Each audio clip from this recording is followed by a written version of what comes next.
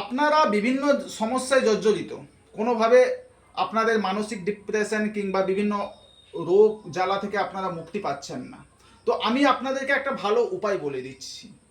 শ্রাবণের এই 5টা সোমবার তো আপনারা মহাদেবকে যে 5টা জিনিস দিয়ে অর্পণ করবেন, সেই জিনিসগুলো হচ্ছে, প্রথম সোমবার আপনারা অর্পণ করবেন আতপ চাল দিয়ে, তাতে আপনাদের ধন সম্পদ বৃদ্ধি পাবে। দ্বিতীয় সোমবার অর্পণ করবেন কালো তিল দিয়ে, এতে কি হবে, আপনাদের পাপ ক্ষয় হবে। তৃতীয় সোমবার অর্পণ করবেন গোটা মুগ ডাল দিয়ে, এতে আপনাদের রোগ জ্বালা থেকে আপনারা মুক্তি পাবেন। চতুর্থ সোমবার আপনারা অর্পণ করবেন জব দিয়ে, এতে আপনাদের শত্রু নাশ হবে।